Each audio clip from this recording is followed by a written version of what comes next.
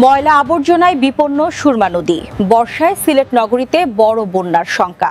বিস্তারিত দেখুন প্রতিবেদনে। একসময় যে সুরমার স্বচ্ছ জলের কলকল ধ্বনিতে মুখরিত থাকত জনপদ, আজ সেই নদী যেন এক অঘোষিত ডাম্পিং সাইট। সিলেট নগরী টন টন বর্জ্য প্রতিদিন মিশছে এই নদীতে। নাব্য হারিয়ে মৃতপ্রায় সুরমা এখন পলিথিন আর ময়লা আবর্জনার স্তূপে ঢাকা পড়েছে। নদীর এই করুণ দশায় আসন্ন বর্ষা মৌসুমে পুরো সিলেট নগরী ভয়াবহ বন্যায় প্লাবিত হওয়ার আশঙ্কা দেখা দিয়েছে। সরেজমিনে দেখা গেছে নগরী অন্তত ৫০টি স্থানে ময়লা আবর্জনার পাহাড় জমেছে। বিশেষ করে তোপখানাঘাট, মাছিমপুর, কালীঘাট, ঝালুপাড়া, কদমতলী, চাঁদনীঘাট, কাজিরবাজার, শেখঘাট ও কানিশাইল ঘাটে বর্জ্যের স্তূপ নদীর মাঝ অবধি ছড়িয়ে পড়েছে। কালীঘাট ও কাজিরবাজার এলাকায় শৌচাগারের বর্জ্য সরাসরি নদীতে পড়ছে। শেখঘাট ও কদমতলী ঘাটে প্রকাশ্যে ময়লা ফেলা হচ্ছে। পচা সবজি, গৃহস্থালির বর্জ্য, প্লাস্টিকের বোতল, ক্লিনিক্যাল বর্জ্য আর পলিথিনের স্তূপের পাশেই দুর্গন্ধের মধ্যে স্থানীয়দের গোসল করতে দেখা গেছে।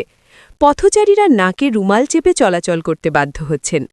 শুষ্ক মৌসুমে নদীটি এখন স্থিবির।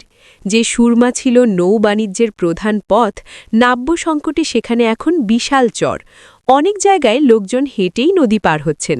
পরিবেশবিদদের মতে নদীর তলদেশে ৫ থেকে ৬ ফুট পর্যন্ত পলিথিনের স্তর জমে গেছে, যা পানির স্বাভাবিক প্রবাহকে পুরোপুরি বাধাগ্রস্ত করছে। শুধু দূষণ নয়, দখলের থাবায়ও সংকুচিত হচ্ছে সুরমা। পানি উন্নয়ন বোর্ডের তথ্যমতে সুরমা নদে এখন ১৫০ জন অবৈধ দখলদারের কবলে। বেলার তথ্য অনুযায়ী সিলেট বিভাগে ৩১টিরও বেশি নদী সংকটাপন্ন, যার মধ্যে সুরমার সিলেট ও সুনামগঞ্জ অংশে ১৮০ জনের বেশি দখলদার রয়েছে। বাংলাদেশ পরিবেশ আন্দোলনের বাপার যুগ্ম সম্পাদক ও সিলেট কৃষি বিশ্ববিদ্যালয়ের অধ্যাপক নাসরিন সুলতানা লাকি সুরমা বাঁচাতে ৭টি জরুরি পদক্ষেপের কথা জানিয়েছেন।